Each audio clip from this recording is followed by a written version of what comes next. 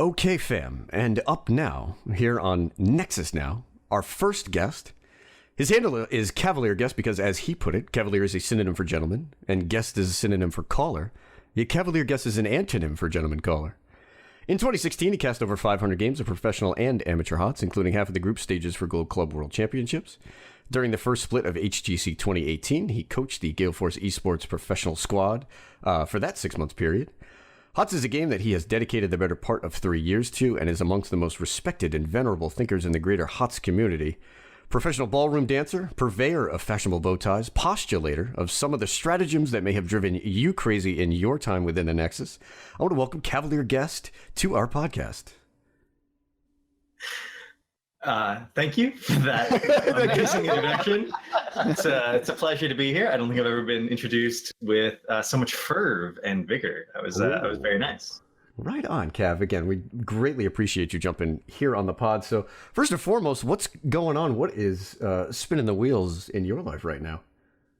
Actually, there's not much going on exactly because Gale Force basically dissolved, right? Right. It just completely went away as an organization. It's not like they just dropped their HOTS team.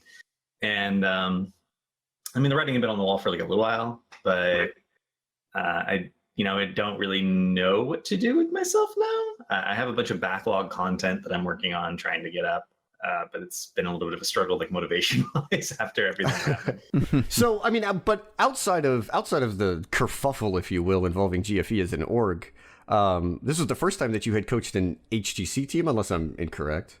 No, that's the first time I've coached a professional team. And I mean, what did you think of, being involved, again, not just with a professional squad, of which, I mean, listen, you're, well known and you have a contact and work with plenty of people, but just being a coach within the actual HGC structure?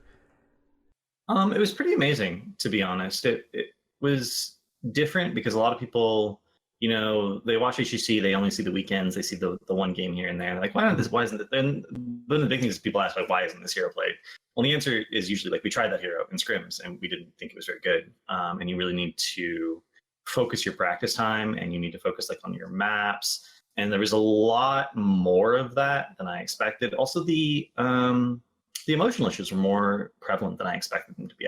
I feel like if you're a professional player, you treat this as a job and you really try to be focused 100% of the time. And it was really hard for a lot of the players. And I ended up talking to other HGC players, not just on GFE, but in the process of scrims. And you can visibly see that some players just weren't focused during certain scrim blocks and they couldn't like reset and get back. And so there was a lot going on with teams in general that I didn't really expect to be as big a problem as it was for pretty much everyone. Mm-hmm. And so there was a lot of that, and there was so much that I didn't expect, and it was a massive learning experience for me in terms of professional teams in general, and just coaching in general. Because coaching is not an easy thing. I've been a coach in other arenas.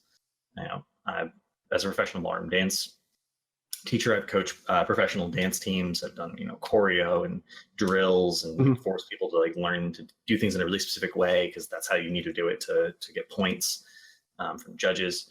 Right. But it was very different. Coaching something as dynamic as Heroes of the Storm because it's not like there's not a one right way to do thing in Heroes of the Storm. So it's a question of what's the team style, how do they want to play the game, and getting everyone on the same page, having that coordination was more difficult than I expected it to be. And in fact, do you feel like the player level is just across majority of these teams? Is the actual ability levels of the player tight? And then maybe where the differences in these teams is on the back end, it is on team mentality, because it sort of seems to be from, what you were talking about, is that the biggest part of the where you can find success, it seems to be on the psychological side. It really is. So, and I have a really good example of this. Vin, who is a really good mechanical player, he was on an HGC Open team that did really well. Subbed for us for a couple of blocks because we had someone who was sick, and he performed exceptionally well, like amazingly. Like you would look at if you just had that replay and you looked at that game, you'd be like, oh yeah, Vin's a pro player. He's not. So in terms of mechanics, there's a lot of players out there that are good, And like every pro player, some of them have better mechanics than others, but like they're all at a certain minimum level. But it's not enough to just be good at mechanics. It's just not. The things that certain players bring to a team in terms of drafting or shot calling or never giving up. This is actually something that Dredd mentioned partway through MSB, which I was ecstatic to hear. There was a team that was losing, and he was like, I feel like they're not talking right now because they're losing, and that's causing them to lose more. And it's actually a real thing that happens where if you start losing a game, people just suddenly get quieter and quieter and stop talking. Yeah. Oh, we've all been there. You'll never come back in a game if you're not talking and planning with your team on how you're going to come back. Good teams always talk. It doesn't matter if they're losing or if they're winning. Their level of talking does not vary. And it was very difficult for certain players to talk when we were losing, but it was very easy to get other players to talk when we were losing. I think this is a great segue too into thinking about, you see these mistakes at the pro level in terms of the communication aspect. How do you feel that relates down to the amateur level of play, especially teams that we see here in NGS? Like, do you feel like it's really the team dynamic, or like what's your kind of take on that? I think from coaching amateur teams and from doing like replay review, and even at this point, I've sat in on a couple of scrim sessions for amateur teams because I wanted to listen to comms. I actually think that every mistake that happens at the pro level is a mistake that happens at the amateur level, and there's really no difference. The difference is in the overall mechanical execution, because right. I mean, you can't. Amateur players are just not as good as pro. But in terms of like the communication and comms, like it's slower. It's a little bit worse across the board. Like there's differences, but in terms of the mistakes, I feel like they're exactly the same. Okay. There's really no difference. And so, and that makes it more intimidating, I think, for amateur players to hear that, because they're like, oh man, pros can't master this? How are we supposed to recognize? But in some ways it's more liberating, because it means that if you get good at these things that aren't mechanics, which is normally the thing that people are really afraid of, they're like, oh man, how do I improve my mechanics? You can actually be a considerably better player in a coordinated environment. It won't necessarily help you in environments like Hero League, but in a coordinated environment, getting better comms and communicating better and outlining a plan is really gonna help you a lot. Yeah. It actually brings me to one of my questions here. Like, what are good comms? What does that mean? That's a really good question. So one of the things that people will try is they'll be like, okay, just talk about everything all the time and learn to crosstalk, and it can be difficult. One of the things that an amateur team coaching said to me when they listened to Team Freedom's recent Team Freedom versus Octalus's recent public scrim block, they had a public scrim block, and they were like, oh wow. And the biggest thing they noticed was everyone was talking all the time, and everyone was actually hearing what other people were saying and adjusting their play based on what they were hearing. Okay. So it wasn't just, oh, they're talking all the time. It's the things that are being said are actually changing the information. Like that information is actually being utilized to change our play. Whereas amateur teams will have this problem where they'll try the talking all the time part, and like they'll be, yeah, I'm communicating all this great information, and then nothing actually changes about anyone's play. It's exactly the same as if they hadn't been talking at all. So it's like you need to learn to talk, but you have to process. You have to be able to process that. You have to process that information. Yeah. You have to learn to listen. That's a wild point. Like I like you had mentioned like you've done coaching on the dance side. Like I've actually done coaching outside of esports as well, and that's you were talking about what are good comms and always talking. And like one point I've always tried to make is if we have it's I feel it's better to have too much and pare it back rather than start from just trying to be only this, only that. Okay, so when I first started coaching GFE and we had a comms problem, I was like, I want you guys to over communicate. I want you to communicate literally everything. And some of them took it as a joke. And this was actually really funny. Akaface really was like, he went into like robot mode, and it was like, I'm clearing mid. I'm attacking the minions in mid. Okay, I'm rotating the safe way to bottom. I'm bottom now. I'm attacking the minions at bottom. And he did that for like literally the entire game. We won that game. And at the end of the game, Michael was like, that's Aka I've ever had. And he was serious. Like he was actually serious because he communicated literally everything. And it's what you need to do. You need to communicate literally every single thing. And then you go back and listen to it and be like, okay, I didn't actually need to say this. I didn't actually need to say that. Right on. What's the second step, though, like in processing that information? Like, is it the captain or the shot caller that needs to process that information? Is it the tank, the support? I mean, is it everybody needs to be listening to these things? There was a quote by, I think it was Saki in in an interview from them when they're talking. At that point, MVP Black was the best team in the world. Right. He said, the thing that makes us the best team is the world that everyone's ready to do everyone's job at any time. We're all ready to peel. We're all ready to initiate. Mm-hmm. We're all ready to, body block. We're all ready to do this. We're all ready to do that. Mm-hmm. And the reality is that's like the dream, right? Where everyone is on the same page and they're like, oh, you need that, I can do that for you. You need this, I can do that. And it came down, it's like, it doesn't have to be the tank that's initiating. It doesn't have to be the tank that's peeling. It doesn't have to be the support that's like getting people's way. And in a lot of cases, depending on the meta or the heroes you're on, doing the healing. So it's the next step after communicating, it's processing. You need to think about what matters to you. And for the shot caller, it's everything. The shot caller actually needs to be able to like process the entire game plan. And in fact, teams will break up shot calling in some cases. They'll have a macro shot caller or a strategic shot caller. Right. Who's responsible for like, this is the game plan. Wubby's a good example of this. Wubby is actually the main shot caller for Dignitas, and shot calling from the off lane sucks. Because you don't know what's going on with the foreman. You're like, guys, do your best. Well, like I know that, and it was kind of talked about a little bit too. Like sometimes the offlaner sort of becomes the default macro shot caller because he can sort of see the map a little bit more and he might have an easier time. But then, I know Fnatic had a struggle with that. Or Benny, who's an experienced shot caller, was calling from the off lane. And I know that they moved it around too as well. Yeah, and it's not tenable, in my opinion. Ideally, for the foreman, the shot caller should be the tank of the support. That's like the ideal world where that happens. And so one of the things I actually think is going to help Team DJ a lot in the upcoming split is Michael Udall switching to support. Now he's the shot caller and he's calling from the support slot. But a lot of times what you'll have like target calling in fights. You'll have like a tactical micro shot caller. And in a lot of cases, they'll put that responsibility on the tank because the tank's initiating fights.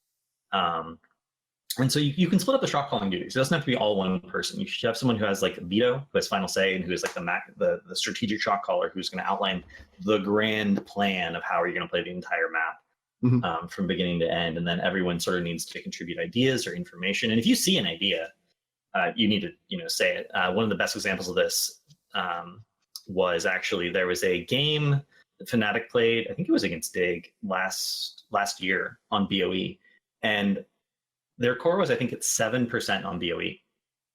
And they just decided to stay in Dignitas's base. They got a full wipe.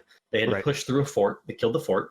As they were killing the keep, Dignitas rezzed. So 5-man res, it's now a 5v5 in base under the enemy team's core. And Quack disagreed. Quack thought they could back off and play the map and just prevent the backdoor. And his entire team was like, no, we can't do that. We need to stay in their base if we want to win. And he was like, fine, okay. That's a long time to convince someone because you have pushing through the fort, pushing through the keep. But there was like a discussion about what the best call was, and then they decided on what the best call was. And at that point, the discussion was over. They made the call and they stayed in base and they actually won that game. They had a straight up 5v5. If I remember, Bakery threw a grenade on Medic that actually saved someone and sort of turned the fight. It was unfortunate that it's not what he wanted to do, but that pressure forcing a mistake there. And I think that's just one of those kind of neat situations where, you have the established shot caller, the captain, the guy wants to do one thing. And then again, you can come to these sort of agreements between everybody as a team. And I mean, that's a great example there because there's definitely people at home that are saying, no, I want to do this way during this spot. And I think if you're unwilling to listen to your teammates there, if you pause on a game like that for 10-15 seconds, you might just lose it in that brief period of decision making. Absolutely. And I think that's the thing that a lot of people don't know about being a shot caller. It's not enough to be a good shot caller and know what the right thing to do is. You need to understand the level of your team, which obviously in pro play is really easy because they're all pro players. It's right there. But amateur is quite difficult. And then you need to have consensus. Like, if people decide you're making a bad call, but they're afraid to say anything, and then they like hesitate to follow it because they're like, I don't want to follow that call. I don't think it's good. It's not good. That's bad. So, I mean, communication is not just calling things. It's just having, and sometimes you can't. Sometimes you can't. Sometimes it's bad. And knowing when you can have a conversation about a call and knowing when you can't, you just have to follow it and see how it works and do like post-game analysis to adjust is really important. But another thing is, and this is sort of the tension of shot calling, is you don't know it's a good call if you didn't follow it. if you followed the call, would it have been good? You don't know because you didn't follow it. Absolutely.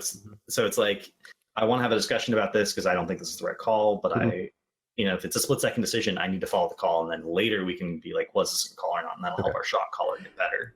That evaluation part that you just kind of brought up there is definitely the next point that I kind of want to touch on, because one thing that we tried to incorporate, it was like 2 seasons ago in terms of practice, were some different practice ideas, but also, a lot of times teams jump into practice and they're playing in team league or they're playing in scrims, and there's a hesitancy there, but you always need to push yourselves as a team and whatnot, and you don't know what you can do unless you try it and what you can get away with as well.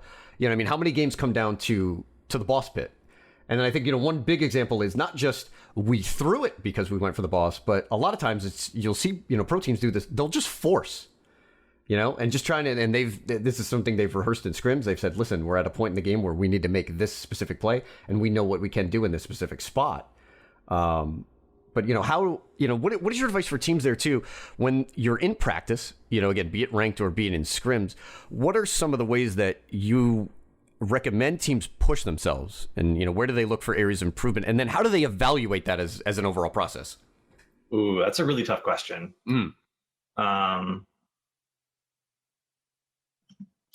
And the reason it's really difficult is because if you haven't practiced something, you're going to hesitate. So you have to identify standard scenarios and then be like, okay, well, how do we, and you can't force a scenario like that in a practice game. What you can do is you can go back and look at replays of pro teams. You can look at your own replays where a scenario like that happened and talk about, okay, how do we, so sometimes they're really specific. Like sometimes, another good example from a play last year, Alex was talking about this on stream after it happened. Tricked, I don't remember who, I think it might have been against Fnatic, had a game on Cursed Hollow where they decided to make a boss call because they were down. Right. And they just went and did boss, and it got stolen by Ethereal with Holy Ground. But they had Cocoon and Gust. Okay. And a Cleanse. And if they had used all 3 of those tools perfectly, there's no chance Ethereal takes the boss there. Like 0. Right. So they lose that. So that's a sort of spot where they lose, but they lose because of mechanics, and it's not really specifically shot calling. Well, right? and they lost because macro. They lost because the abilities weren't used correctly. And he was talking about it on stream afterwards about how the abilities had to be used, and everyone knew in advance because he was talking about it as if they come, this is what's going to have to happen. And then people just didn't use the abilities the way he said to. Mm-hmm. And it's like, would it have worked if they'd gone the way he wanted it to? And I don't put this. People in HOTS aren't aggressive enough on average. Oh no, we seen that. Oh, let me tell you something. The story in these playoffs, like for NGS, just as like a quick side note, was a lot of the teams that were the safe soak, we're not going to budge. We're going to wait until 16 and then team fight.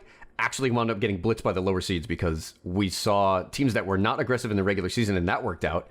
And then they get into the playoffs and they don't know how to deal with aggression. Yeah, so teams in HOTS in general aren't aggressive enough, and if one of the reasons that Koreans surprise people constantly is they do all the correct things in terms of macro, but instead of getting a merc camp or trying to get a small rotational advantage when they're a small, they actually just always look for a pick. They always look for a pick, and they play really aggressively around their cooldowns. And I think if you always look for the safe course, you will always get to the late game.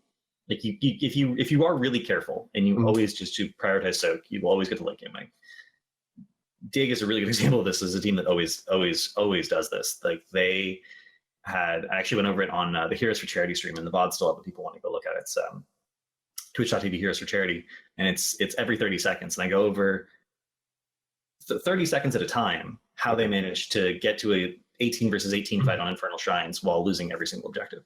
Okay. Here, give us this. Give us your 30-second analysis, Game 6 Grand Finals of the Midseason Brawl. What's going through in terms of, we're talking about a lot about shot calling and decision making. The decision making in those final moments of that team wipe that Dig was able to get against Gen G in that matchup. Game 6, so this is the Towers of Doom map. Yeah, they were sitting at 19, didn't quite have their 20s yet, and they were able to stall out that trib. Or the altar rather, and take that fight, end up turning the entire game around. Okay, so what happened in that game was Dig was saying we can get 20, we can get 20, we can get 20, Okay. before they cap bottom tower, not bottom altar, but bottom tower. But the Because ta- if they cap the altar, it's only 4 shots, Mhm. and they had 5. So they're like, we can get 20 off of mid and top wave before they cap the tower, and then they won't be able to cap the altar for 5 shots. Mhm. And in fact, I think MVP Black or Genji got a little bit too greedy to end there. If they just capped the altar, and Tis was channeling it, like he would have finished it. Mhm. They would have gotten 4 shots. They would have secured bottom tower, and then 30 seconds later, the camps would have respawned, which is 6 potential shots, and they have into the fray. And they're just going to throw one And they're just sapper going to over. throw one sapper and the game's over. So they actually got greedy for the end, and Okay. that allowed Dig to come back. And then Tist played like he was Murden. There was a call. There was a call to get the camp. Yeah. And Tist did a Q over the wall, and he was doing that purely to check for vision. Right. But when he does the Q over the wall, Dig sees that he's there, and they Okay. just peeked around the side, and they saw that Dahaka was on the underside near the bush, which means he's not in a flanking position. And one of the things that you have to respect about pro teams is that where people are positioned gives you a lot of information because no one's going to be out of position. So Right. if Dahaka's on the lower right-hand side, that means no one's on the left-hand side because no one's anchoring that side for the DPS. So they're not going to be over there. So that information alone was enough for Dig to be like, they're on camp. Because that's the only reasonable place for the DPS to be. And they just went on Tist, who has no mobility. Like he's a Garrosh. Mhm. He has 0 mobility. And everyone literally burned everything on him. And then it was a 5v4. I love watching the end of that game because a lot of times, listen, at like different levels of MMR too, where you find yourself backed up into a position there where you're staring at the end of the game. It's just, well, we have to go fight, right? It's just, we've got to go do this. And it's usually a very binary answer. It's, okay, show up and just slam our bodies into them. And then that game was kind of just, the separation between what, good comms and bad comms. It's just a creative way of looking at the map and trying to figure out what you can absolutely give up at most. And then sort of crawl your way back into it. Yeah, and the comms probably weren't something like the comms when Dig came in were like, okay, they can't alter, so we need to not die. We need to posture. Every time they channel, we need to step up and interrupt. Right. And who's going to step up is probably something that was called. There's probably someone like, I got this one because I have position. And then I was okay. I got next. That's all they have to say. Mm-hmm. But then we have a really specific scenario here where we had banner over the wall for vision and for the potential blow up. And they saw that Dahaka was out of position, and that means the DPS. They probably didn't say, "Oh, the DPS are on Camp Go." They probably literally just said, "Go." Okay. They probably just said, "Go Garrosh." Like they didn't even use "Go on Garrosh." Like, and this is one of the things that actually is a big thing for pro teams, by the way, is they'll actually try to shorten everything as much as possible to have as few syllables as possible during comms. Brevity is the soul of wit. I was playing the other night. I was like, I wanted to say Tyrael. I was like, kill T, and everyone was like, okay, Tyrael. Oh man, I enjoyed that they shortened like the Dragonshire triangle to try. Yeah, and try is a good example. Octalysis, as we all know now from their scrims, calls siege lobsters, and they abbreviate it to lob. So it's Really? one syllable. Yeah. Wow. So, like, teams will literally find ways to abbreviate everything to a single word, and like they'll think up ways to make specific standard calls. Okay. That are like one word. Like catch mid. right? So it's not catch soak mid. It's just catch mid. It's Or- okay. Yeah. And if you get to, and it's useful if you can develop an entire vocabulary where everything is one word. It's actually like really useful. One of the things that I noticed that I thought was really funny listening to comms from pro teams is if an ability already has one syllable, they'll call it by the name. So Dahaka's Q is always drag. Right. But if an ability has like too many syllables, they'll just use the letter. So it's Mura no jump, right? Yeah. But it's Dahaka no drag, or it's EDC no Q. Right. Q is Because of your power memory slice and two power words. slide. Yeah. Going back to like just shot calling and everything like that, I know what people usually say is, if a shot caller makes a decision, everybody should follow it, and if that's the final decision, you follow it, and then make sure that you follow the make sure like You go over it afterwards to figure out if it was the right call. Replay review is obviously very important for every team, but my question is, like, what sort of ratio should a team have to, like, playing games and then reviewing those games? And how do you review a game? That's a really good question. Yeah. So I think at a minimum, you should probably review every single loss. You're going to learn more from your losses than you do from your wins. Agree. I love that point. Yeah. A lot of teams I've played on have always, like, whenever we got bodied, they've just looked at it as a great opportunity to figure out why and what to do differently. And it is. You learn more from losing than you do from winning. That's sort of like a fundamental truth about life, unfortunately. It's why, teams that are just below the top teams keep catching up to the top team, because the top team's not learning as much from their wins as the enemy, as the slightly worse team is learning from losing to them constantly. That's why you have this constant growth in every competitive scene in all of history. Mm-hmm. So you go into the replay, and it's going to be different for every person. One of the things that I always recommend for tank players is look at the enemy team's perspective and see how often you showed. Okay. Right. And how did that impact their decision making? Because every time the tank shows, that's a big threat. It's like, oh, okay, I'm fine, because you don't have the initiation or the game potential. And how often did someone who wasn't doing something actively show? So it can benefit from every single player can benefit from this. If Jane is clearing waves, that's fine. But do you need also the Kerrigan helping to clear the waves if you have like a Jaina Kerrigan composition, or can the Kerrigan be sitting in the bush with the tank? And it's Schrodinger's. It's a Schrodinger problem, right? Anyone you don't see can be anywhere. Exactly. Okay. That's a fantastic point. Like, some of the conversations we had this season over on Rejet had to deal with anchoring and our tanks being aggressive in shelling, and sometimes being on the the enemy team side and just sort of waving a hand and saying, well, if you cross this line, you know what I'm going to do. And then certainly there's other points which a lot of teams have to work on, is just how to move around the map without being seen at all. Because I think one thing that is just a glaring mistake that you could always find little instances of is just being seen with minions. So I think what you're talking about here with it, giving information is something, especially in replays too. Like, you can manipulate Fog of War within replays a little bit, and just to see what the other team could have seen. Especially on like that back door that we see so often in MGS. If you're showing on that minion wave, it's a big deal. And again, when I say these mistakes, I'm talking about all these mistakes happen in pro play too. People showing minion waves all the time. They know they're not supposed to, and they just do it anyway for some reason.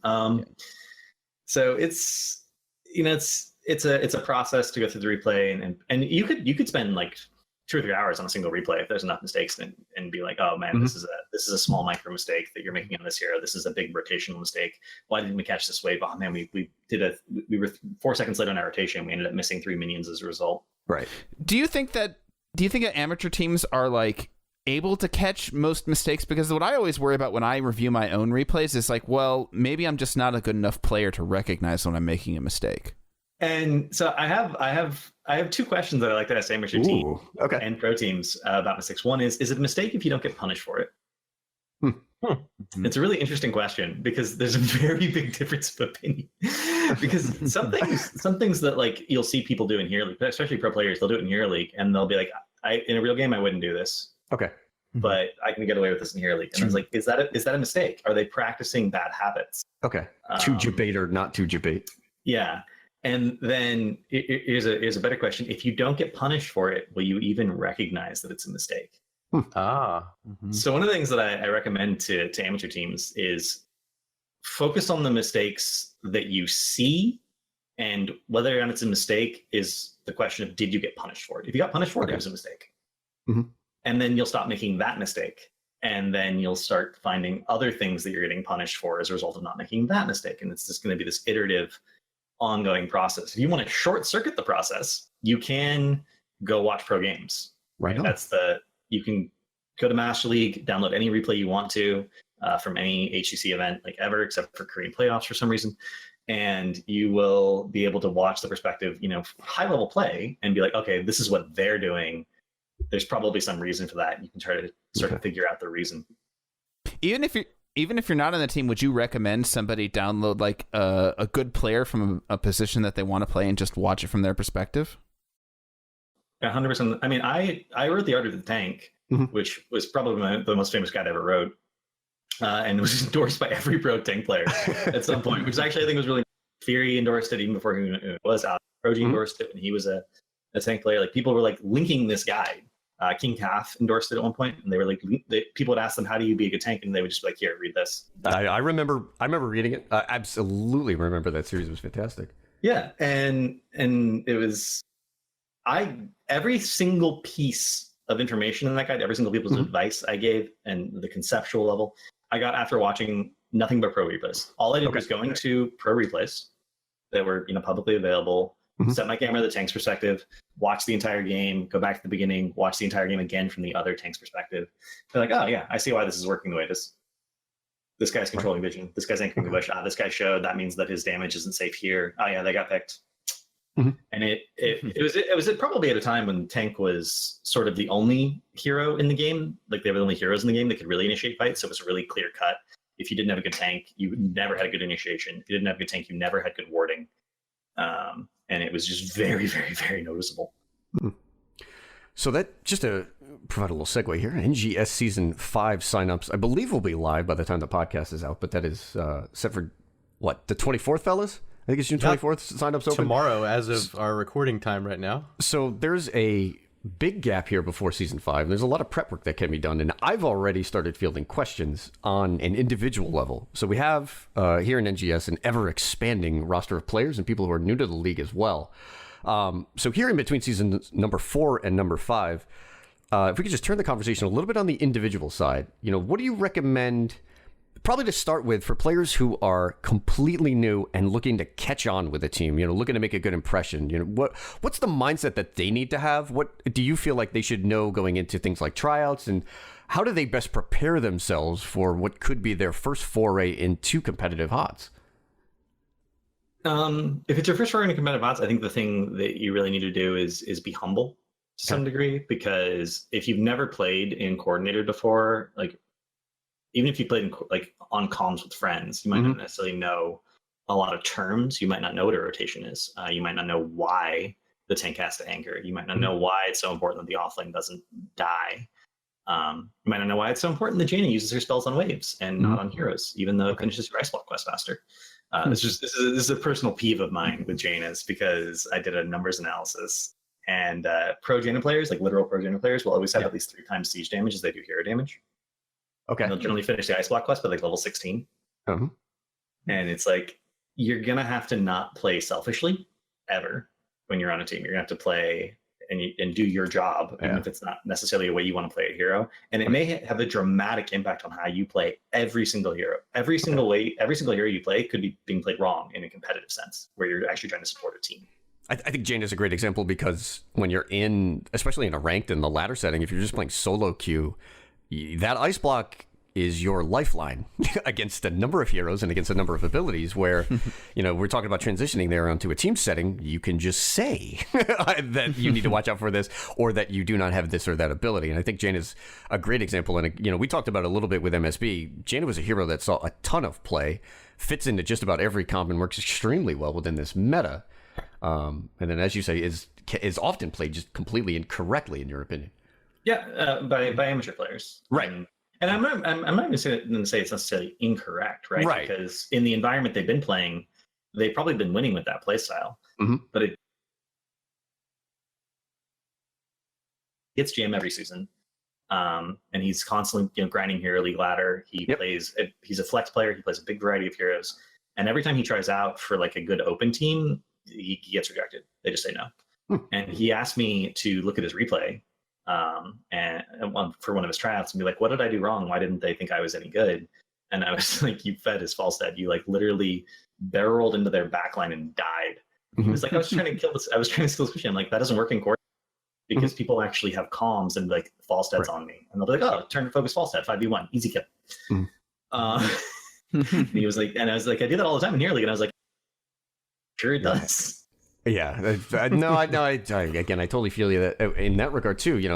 Like I said, I recently have had 1 or 2 people start asking me questions about tryouts. How do I approach this and whatnot, and trying to find that sort of balance between being aggressive and making the right plays. But just for the individual player who may be going to their first set of tryouts, for a given role, what do you believe is the proper way to approach your hero pool? How do you balance out the number of heroes versus what may be meta or your pocket picture strengths? Pro players usually have about 5 heroes. They're like, Yeah. I'm going to practice this hero consistently. I'm going to be warm on it every week. And then depending on how the player, they can have more. Like I think supports at this point have 16 heroes that they maybe want to know how to play at some point. Yep. But it's not realistic for an amateur player to be good at more than I think 3 to 5 heroes. Like really good. Like the level your team needs you to be good. And so what teams should do when they're getting together at first is make a spreadsheet, put everyone's heroes on it, rate those heroes, play a few games with everyone playing heroes they think they're good at, and being like, okay, as a team, we perform well with this hero. And then then have a list of those 5 heroes that everyone on the team plays, and start building drafts, building comps around those ideas. Okay. It's like, okay, if we want to do this, we need to ban this, and this, and don't build your own meta, right? And so even if those heroes are out of meta, if your team is good at playing them and you understand how they work, the fact that you understand how they work and the enemy team might not because they are out of meta can be an advantage in and of itself. And I think people get very obsessed with following the meta and doing what the pros are doing. But if you're not good at those heroes, for an amateur player, it's a significant time investment to learn how to play a hero. You need to play 50, 60 games. That's a lot of hours on doing that. And it may or may not actually help your team. I think that brings a quick shout out to the large amounts of Valera we saw in the Heroic Div playoffs. Not something in the meta, but anyway, Murdy, you definitely had a question. Yours? So you see that players are trying to bring in their own, call them pocket picks or whatever type heroes they want to play. How do you, if you're a member of your team and you feel maybe one of your teammates needs a little extra work on a hero, do you think it's best to just nail it home with him and be like, hey bro, you got to work on your Falstead, you got to stop barrel rolling forward and dying like that? Or how do you think team members should interact with each other in kind of calling each other out on their shortcomings? It's a really interesting question, because I think the first thing you need to do when you start a team is establish what kind of team you're going to be. And then everything else after that gets a lot easier. So if you're like, we're going to try hard, we really want to do the best we can with maybe the limited practice time that we have available. And we want to, consistently improve. And you're never going to consistently improve if you can't take feedback. Right. So if you're going to be a serious team, the first thing you have to agree on is your team is a safe space. Everyone's going to be able to give feedback, and everyone who gets feedback is going to be okay with it. They're going to listen and try to understand, and not be like, no, you're wrong. You're an asshole for saying that I shouldn't feed. You just can't do that. This can't be the attitude that you have. And this is a real issue on pro teams too, because people will be sensitive after a loss and be reluctant. And it's one of the best things that coaching does for a team, is it puts that burden on someone else to point out the mistake and not on the team, so the team can be united against the coach. There's the common enemy, because he's criticizing all of you all the time. Maybe pulling from real life examples here. But it really needs to be, and if you're just playing for fun and you're not actually trying to improve as a team, then we have a lot of those teams, and sometimes, by the way, they do a lot better than expected. But at that point, feedback isn't relevant, right? Because you give someone this feedback of, I would need you to improve on your Falstead, and I had fun that game. So as far as I'm concerned, my goal was met. It doesn't matter if I won or lost.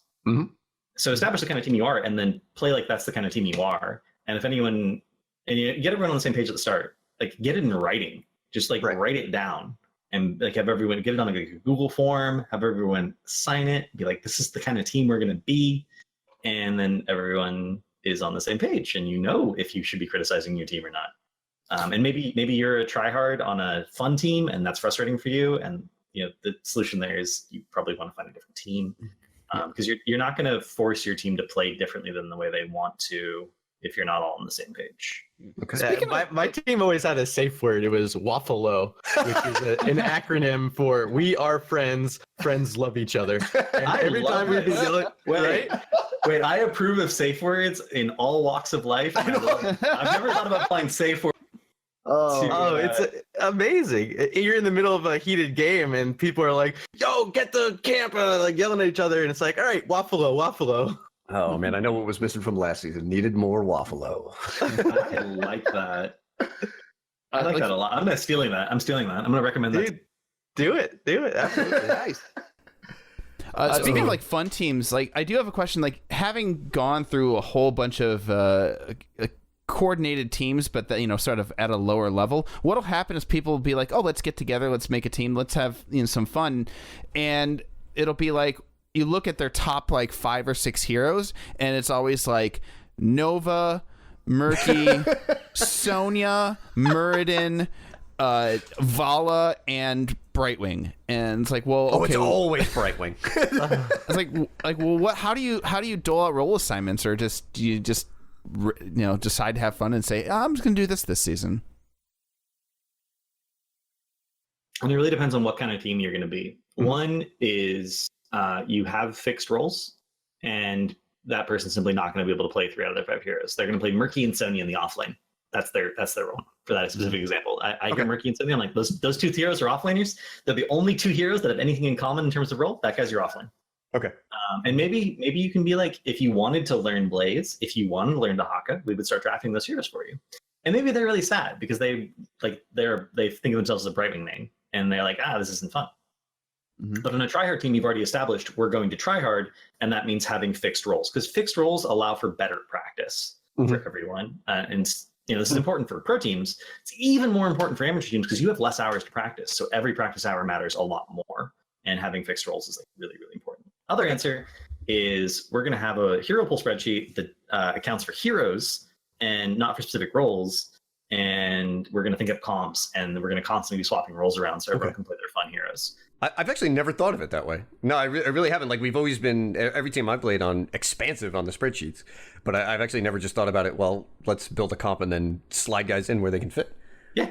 You build the comp, and you can have, like, flex picks. Like, let's say you want to have Dahaka on Dragonshire, but you're okay with running either a late game macro comp or a pick style comp where Dahaka burrows in for the invades. In either one of those comps, you could probably run Jaina. So maybe you're like, you pick Dahaka first, and then you 2-3 the Jaina, and then you're like, oh, but we can run Johanna, Anubrak, ETC, Garrosh, or Tyrael for one of these 2 comps. So you have a lot of flex in the tank position, and you have a lot of flex in maybe the support position. So you prioritize the picks that you need for the comp to work early in your draft, and then you pick the things that are flexible later on based on your hero pools and what kind of comp you're running. So when you draft, like, do you want to have like drafts written down where it's like, okay, we can put these picks like we need fixed, but these other picks can be open to flex? Because what I see a lot of amateur teams do is they draft themselves into a corner. They're like, okay, we're going to go for this comp, and then like one hero that they were going to revolve around gets banned out or picked by the other team, and they're like, well, now what do we do? Again, this is a problem that happens in pro games. When we played a game against Heroes of Esports in Phase 1 on BOE, and we literally took all of Crowan's heroes away from them. And they were like, they're going to last pick Tracer here. And we were like, what if we took Tracer away? Like, what if we just took it? And then we just took Tracer, and they were like, and they their time ticked down. And I remember Coughlin did an article afterwards talking about their losses and their evolution as a team. And they were like, yeah, GFE just completely outdrafted us that series, so we lost. What are you going to do? So again, this happens at the pro level, and it's a tension between hiding and needing. Okay. Right? You want to hide what your comp is, and if there's a critical hero that is like maybe not meta or is a little bit surprising, you're like, we want to hide, or is counterable, like we want to hide this for as long as possible. But at the same time, if you've been scouted, if people know what you play, or if the comp will literally fall apart if you don't pick the hero, you need to learn to just. You need to pick the hero earlier. So it's a question of how good is the scouting, how meta is the hero on the map, how meta does the enemy team think the hero is on the map? Because people talk about meta as like it's this absolute thing, but the reality is everyone has different impressions of how good a hero is. People will be like, like some people will be like, don't ban Phoenix. Phoenix is easy to deal with because we have displacements and we can just cancel his teleport and he's very easy to focus down. Okay. And they're not wrong if they're but if they're against a good Phoenix player with a good tank, suddenly it's actually very difficult to kill Phoenix because there's this thing called peel that can happen. Right. And people are always going to have their own impressions of what it is based on their personal experiences with play, which is one of the reasons that's very difficult to do like tier lists or any kind of analysis for lower level play, because at the pro level you can consume consistent mechanical execution and consistent role, and then you're like, okay, then this beats this if both teams play perfectly. And then below that you're not going to have perfect execution. So being more familiar with the hero is actually more important. So you should just pick it, even if it's going to get countered. As long as you play well, you'll still win. Okay. So we've had a lot of great discussion from CavalierGuest, the coach, the dominant force of being an analyst for all of us here, Heroes of the Storm fans. I want to kind of transition, bring a bit of the Nexus schoolhouse to this discussion, if I may. Brand new map, Alterac Pass, and you're known by some as the man who broke the last map, Hanamura, with the push it down strategy. Give us some tips here on Alterac Pass. Is there anything that you've seen in your analysis that some of our listeners can take into their games? Yes, there is. You better, because I hated Hanamura for the first week, and then I saw this neat little video about how to play it. And I don't think I lost again until they removed it from the damn game. Like the Cav Hanamura strat, and I do have to say the brilliance about that is you actually taught people how to play as the aggressive team and as the defensive team as well. Yeah, and that video, that apparently that strategy was so effective according to Blizzard's internal metrics. Yeah. That's why they removed the Cav that did the shots, because people would just be pushing down keeps early and staying even in experience because of bribing the camp, even if someone was pushing top lane. Yeah. But they would trade a keep for not a keep. And wild. And Blizzard had to remove the Cav bolts, and they didn't think about the grief potential, and they had to remove the map because people started griefing it by not ending games. Yeah. So feels bad. I didn't mean to literally get the map removed. Literally break the map. That's not my intention. I will say Alterac Pass is a lot better balanced than Hanamura. It's not as it's very intuitive. The objective is worth fighting over. Right. And the big thing to understand about Alterac is there's not much else to do. The bosses are not super impactful. They can result in comebacks, but they're not until the late game, the bosses just don't really do much. So, and there's not really a lot of split soaking potential because you're going to catch up in experience if you use the objective correctly once you win it. So literally the best thing you can do is play a Volskaya. You soak lanes until the objective happens, and then you go team fight over the objective and make sure you win it. Interesting. The one sort of breakable thing is that since both of the prison camps are on your side of the map, and they're both reachable from your fortification, you actually want to prioritize killing mid-fort so that there's no safety net. And since the only merc camp goes down mid, right, you should. One of the things you can do is draft a push comp, get mid, and then generally people will prioritize the off lanes. Okay. And you can just push mid and get the fort. If you don't do this, if there's a Stukov or a Chromie or a Hammer or any sort of, or even an Ana with the level 4 grenade talent, they can constantly interrupt the channel.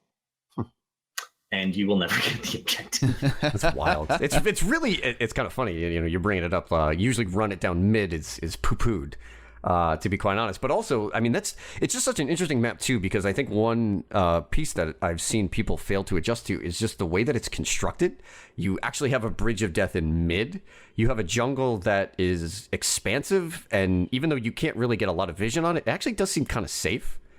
I don't know. I think the mud pits themselves are like this tiny little wrinkle that just adds 4 to 5 seconds onto everything that you do as well. It's a 1 second slowdown if you ride straight across it. If you ride straight, okay. But what do you wind up doing on Alterac when you're behind? Because the first game that I played with a couple of NGS guys, shout out to the fellas on Blasting Burrows this season, they didn't know how to play it, but we picked up the first objective with some early game heroes, and we just shoved a lane, and that's a keep. So how do you come back on this map? Because we've seen complaints that it's been snowbally and difficult to catch up on. Okay, so if you get the objective and you split 3-1-1, okay, you'll catch all the soak, but there's potential for the ones to get picked off or for the 3-man to get collapsed on, and you won't, even though you get all the experience, you won't get as much structure damage. And so the defensive team needs to make sure that they're actually defending as 5, I think. They pick either top or bottom, clear it as 5, go mid, clear this 5, go top, clear this 5. You can split maybe one person off, especially if they have a global. But you're going to lose something every objective push. You will, but you're going to minimize the value of the objective, because in the time it takes the objective to burn through if the enemy team decided to do a 3-man push top and you have to clear bot first, you're only going to lose a fort. It's only 1,500 experience. It's not even a level. So if you defend it correctly, you shouldn't be down by more than a level, which is about what you usually get from other maps that are not snowballing. I think that the problem with Alterac is people aren't defending it correctly. I had a game on Alterac Pass in Unranked Draft the other day where all 5 people were on comms. Like I wasn't in a 5-stack. I was partnering with one other person, but everyone got on comms. And they were all like, how do we play this map? We've never played this map before. Okay. And we lost every objective because we had a hammer Illidan in the hammer's range. And it was bad. But we lost every objective, but I shot called that map. And I was like, go here, soak this, do this, do this, do this. And the enemy team, I think, played it pretty well in terms of pushing, not like optimally. We were never more than 2 levels behind. We were never more than 2 levels behind. So even though the map can be snowbally because the objective can get a lot of value, you have to push with it correctly. It won't get a lot of value on its own necessarily, especially if it's defended against. And it is, you can mitigate the value to a pretty enormous degree. So I think it's just people need to learn to play the map a little better. I think the objective may be a little too strong. I think it will get tuned down a little, or at least somewhat. Like I said, it does seem like it can be easy if you catch the enemy team off guard if they don't know how to defend. I do think it's very quick in terms of the potential to open up a keep specifically off that first objective. Yeah, if you 5-man a lane and the enemy team doesn't respond at all, like you're gonna get a keep off of that. That's one of the things that's nice about Alterac Valley or Alterac Pass that doesn't get talked about too much is I actually went into a custom on PTR with no AI to defend. Right, it was just like minions pushing a lane, and I killed a keep. The core never died to the lane just pushing in. I killed the second keep. The core never died to a lane just pushing in. I had to kill all 3 keeps before minions would actually AFK push and kill a lane. And was core taking a significant amount of damage to and then recharging, or was it? It got down to like 20%. Okay. At its worst, and then got back to full health. Okay. So you can backdoor an Alterac, but you're never gonna end a minions. That's never gonna happen. So you can afford to, unless all 3 keeps are down, it's never gonna. So you can afford, even if you have 2 keeps down, to go all out on an objective and just straight up 5v5 and completely turn the game around. You don't have to keep sending someone back to defend. So in that sense, it's a lot easier for like uncoordinated teams to come back on it because they don't have to have this split responsibility of, okay, we need this person to defend core and we need this person to do this. Do you agree with, I saw the Not Paradox video about how to play Alterac, and he suggested a 4-1-0 push when you do win the objective. Do you agree with that? It is barely possible for some heroes to double soak on Alterac, so yeah. I think that if you don't have anyone who can double soak or you don't have a global, you should just 5-man. Just 5-man push. You're going to get the most value out of it that way. And even if you end up even in experience, having a structure lead is significant. All right. Do you think the core is strong enough? Does it need to be buffed? Does it need to hit stronger? Yes, hit stronger. Well, it needs to not run away from the center of the core, and that's one thing that I've been playing a little bit with. I think that before we go to Cat, the one thing that has frustrated the heck out of me is the fact that boss will just pull itself out towards minion waves, and that's a huge defense problem. I think there's some adjustments that can be made to the core that are interesting. Like I'm not a huge fan of the fact that it has 60 armor when it's invulnerable. It's just unintuitive. Okay. I think it should have 60 armor when you lose 1 keep and it's actually vulnerable, and then if you lose the second keep, it goes down to 40, and if you lose the third keep, it goes down to 20. So it always has at least 20 armor. I think that would be a little bit better. Okay. And in terms of health, the fact that you can pull it to the edge and force the enemy team to fight in like a weird little choke or not be able to defend their core is, I think, interesting tactically, and I wouldn't necessarily change that. Maybe give the abilities that are really impactful, like the whirlwind and the charge don't feel very impactful. I never really even noticed them in team fights when they're happening. Okay. I'm just like, oh, this is great for clearing waves, but what does it do to the enemy team? Maybe if the radius in the whirlwind were bigger, if the radius was like Sonya's whirlwind and it healed for heroes hit, so the heroes had to stay spread when they're attacking the core. Like there's lots of little changes that can be made that I think would make core defense more dynamic and interesting. And if you're going to have a core that's a hero, you may as well do that anyway. Just to, like, why not? Do you see this this map going into HGC? Oh yeah, because everyone hates Braxis. Amen. That's not fair. There are HGC that like Braxis, but the thing about Braxis is, if you're practicing like Dragonshire, some of that kind of applies to Towers of Doom because there's split objectives. Some of it kind of applies to Tomb of the Spider Queen. If you're practicing Dragonshire, some of that kind of applies to Infernal Shrines with the way you need to do rotations and like roughly the size of the map. If you're practicing Braxis, you're literally not practicing any other map. Drafting is not the same on Braxis. Rotations are not the same on Braxis.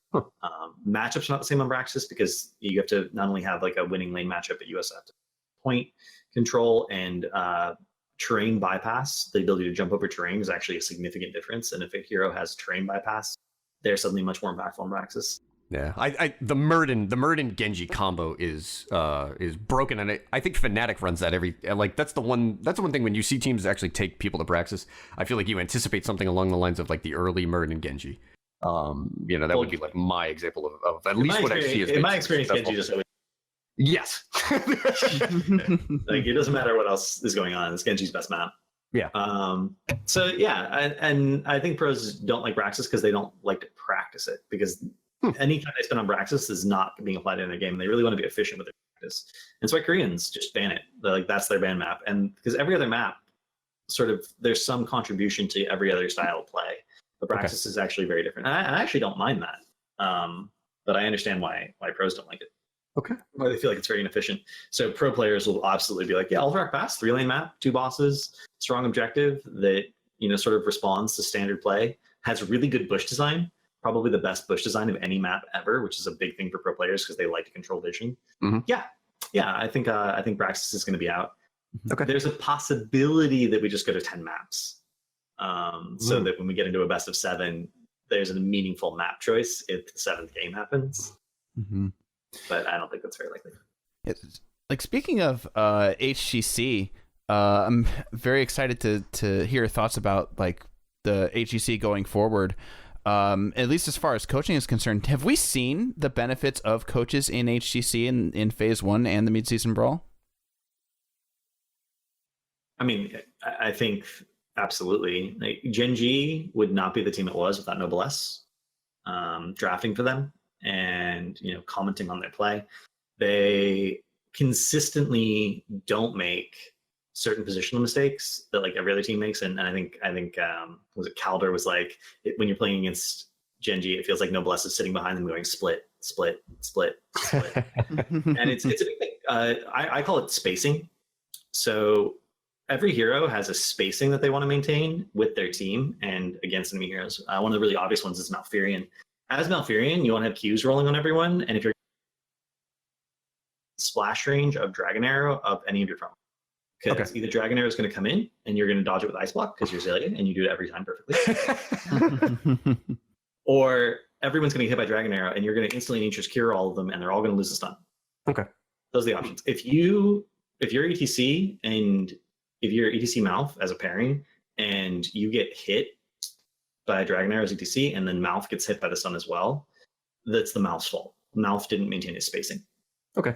It's really relevant because we actually saw this in Dig versus 10 BOE in the game that they managed to not snowball correctly and lost because they didn't have any vision control. And that's exactly what happened. A Hanzo arrow hit ETC, it splashed to Mouth. Mouth couldn't cleanse because he was also stunned. Let's start moving towards the end half of this, or end portion, I should say, of this interview. What are your plans going forward? Phase 2 obviously about to start. Is it trying to find a coaching opportunity? Are you going to kind of go back to your roots and start working more with your Twitch community, the Nexus Schoolhouse? What are your plans going forward?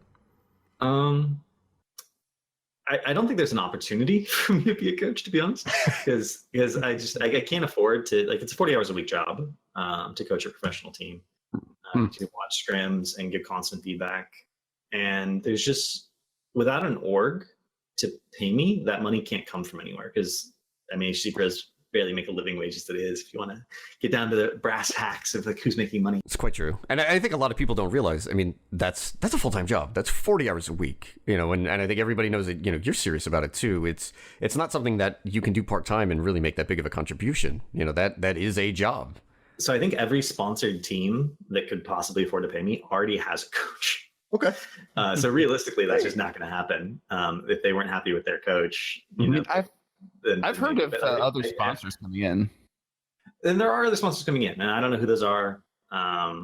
So we'll have to see. There's a rumor that at least 3 teams that are not currently sponsored are going to get sponsored. Awesome. But I don't know what region it's going to happen, and it has to be in like an English-speaking region. I can't. Unless I like to coach a Korean team. It's not realistic. Or a Chinese team even, because it's possible maybe Chinese orgs are seeing the stability of HCC and are starting to get back in. So I don't know what regions those are coming from. Okay. And I wish I did.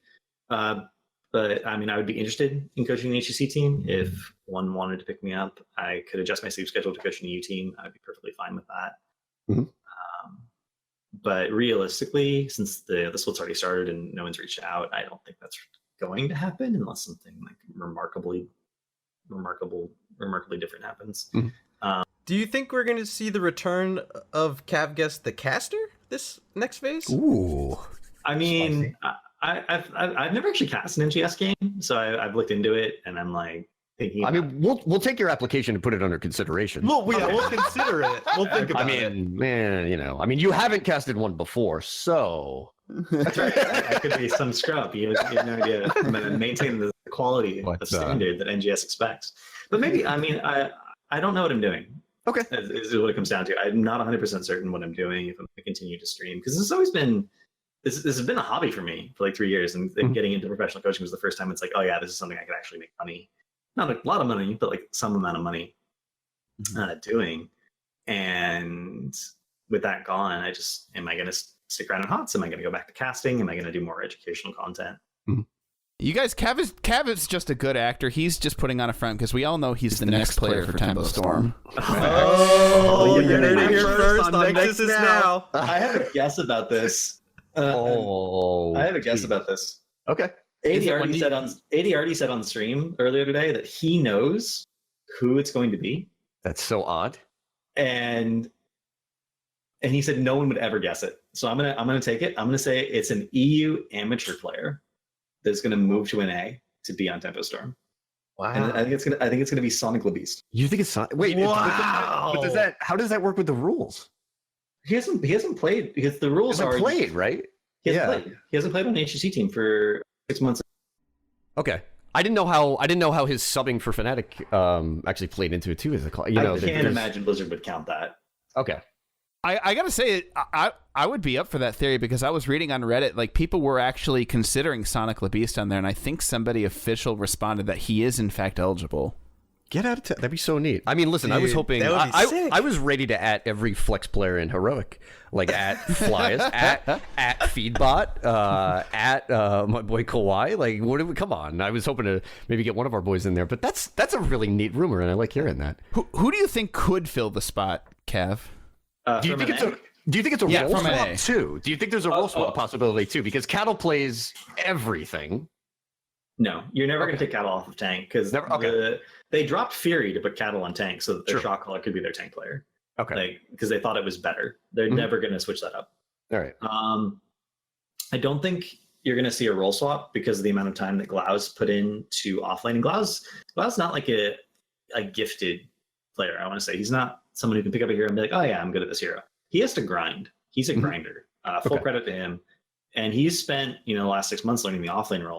Having him switch would just waste all of that work. Also, if you watch the stream, he's still playing offlane. Yep.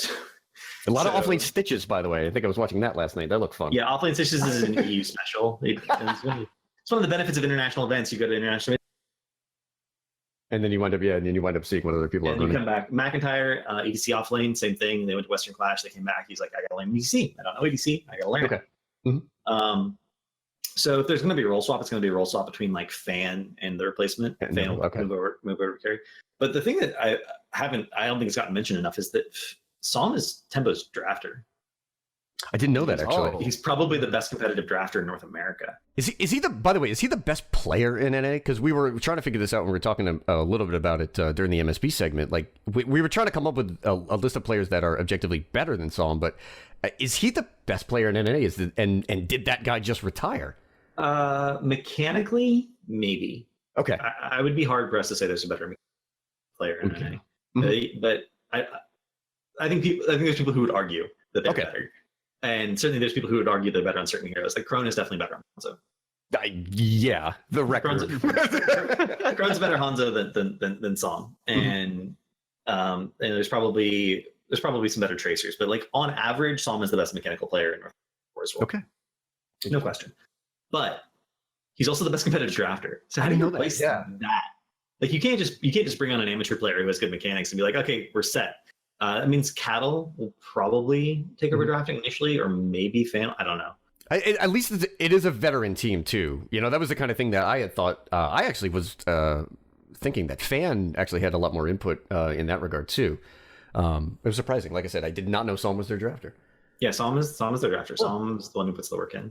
Cool. In that regard, and he's constantly thinking about comps. I mean, everyone on a good team has input, and like you'll be like, okay, I want to pick the offlane here. What safe to pick here, and then Glau will be like, oh, maybe I want to play this or this or this, or they give them options. But it's Psalm is the drafter for Tempo, and so they're losing their drafter, which is a much bigger deal in my mind.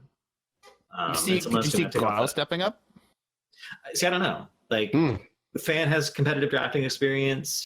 Glau has competitive drafting experience. Cattle has competitive drafting experience. The only one who doesn't have any competitive drafting experience on the team is June. But if they put it on Cattle, that's a double burden of being the shot caller and the drafter. If they put it on Glau, maybe that's just too significant to change their play style, because the way Glau likes to play the game is more aggressive than the measured aggression that Tempo likes. Here's a thought though. Speaking of coaches, like what if they just let kind of like how MVB Black let Noble S basically do the drafting for them? What if they just hand it over to Kala? I actually don't know how good Kala is as a drafter. But that is an option. It is something they can do. And I like that model because drafting is time intensive. When Big E was drafting for GFE, his play suffered because he wasn't practicing in Hero League as much. His mechanics suffered because he just wasn't putting the time into Hero League because he had to put time into drafting. We would mock draft for 3, 4, 5 hours of time talking about comps, talking about counters, talking about what we play, what fit with our hero pools. You can spend as much time on drafting as you do on every other aspect of prep, including like your entire scrim blocks. Okay. Especially at the professional level. So I just don't know who's going to take on that burden. It's going to be wild. And no one, and even though they have experience, 3 out of 4 people remaining on the team have competitive drafting experience. No one has had the success drafting, especially at international events, that Psalm has had. Right on. So well, that's going to be a huge step down. Yeah. Well, we're going to have to see how it plays out. Phase 2 gets started, I believe it's actually next weekend, unless I'm mistaken, or is it 2 weeks away? I'm going to have to check that in the meantime. It's 2 weeks away, isn't it? I swear it's 2 weeks. Okay. I know there's always a little bit of a break coming out of MSP. But all right, again, we'll see how that one winds up playing out. Cav, I just want to thank you for showing up today. I want to thank you for providing the knowledge that you have showered us with, if you will. And I really do hope that this winds up trickling down into our teams here in NGS, both the new teams that are yet to come on board and the teams that are already established here and maybe looking to take a bump up here. And again, listen, we 100% hope to see you here in NGS. You are more than welcome in any way that you wish to contribute, and we'd absolutely love to hear from you in the future. Thank you. I appreciate that. I will definitely be around. Also, let's give you a chance to shout out, like, you got any plugs? Like, I know you probably want to say something about Nexus Schoolhouse, like anything that you may be coming. When are you streaming, that sort of thing? I don't have a fixed stream schedule at the moment because of another project that I'm working. It's a secret project? It's not. It's a secret at the moment. But it's just like inconsistently scheduled, so it's a little bit frustrating. But I do stream at CavalierGuest. I'm going to get back to doing what I call the Going Alone series, which is all about offlaning and 1v1 matchups. I have a lot of material from MSB to work with, including Hammer versus the World, at least until 10. There's so many people that want to hear about Hammer. Oh my god! There's gonna be a show. I'm gonna do there were some unusual talent picks at MSB, so I want to do a show specifically on talent picks, including Sword of Justice at level 13 on Tyrael. Interesting. Okay. The range town at level 4 on Hansa, whose name's escaping me at the moment. So not explosive arrow. Ignore all distractions. Yeah. Yeah, ignore all distractions. Thank you very much. There was a lot of requests for like, why do people pick these talents? And I feel like there was enough. Why do people pick these talents to like do an entire show on it? And I'll be doing that. I do sub replay reviews usually on Thursdays. I haven't been doing them for a while, but I'll try to get back to doing them next week. It's just been very busy for me in real life. Excellent. But I do a lot of educational content, and if you want to ever hang out on my Discord, it's called the Nexus Schoolhouse. I can find the link on my Twitch channel, and there's people in there constantly talking about the game. There's top amateur players there. There's pro players that lurk there, and I know that because they'll mention things to me that I typed on the Nexus Schoolhouse Discord. It's kind of interesting. Even though they don't talk, they are hanging out. And it's just a really good community if you really want to get the competitive side of Heroes of the Storm and start talking about teams and strategies and stuff like that. Interesting. All right. Well, once again, we want to thank you for being the first guest here, and hopefully we can get you back in the future. Again, you're more than welcome. We'd absolutely love to have you in any way, shape, or form here in NGS. You have so much to teach. And you've been a great resource going forward. I mean, you're one of actually the first few people that helped me pull myself out of the silver mire, if you will. Actually, I actually have somebody got in contact with me recently. He started out in bronze and started watching my stream like nearly 2 years ago. And he messaged me that day and he was like, I just want to thank you for all your content that you've done. I managed to main tank all the way up to Masters because of your advice. There it is. Div D teams. If you're looking to break into Heroic Division and knock McNulty and the boys off of that throne, this is the guy you need to listen to. All right, so that will wrap it up for our interview segment there. Once again, we want to thank CavalierGuest for joining us, and look forward, guys, to the next set of podcasts. We have a great slew of guests set up. Cersei has been doing a fantastic job, and we definitely look forward to speaking with more HOTS luminaries, such as CavalierGuest, here in the future on Nexus Now.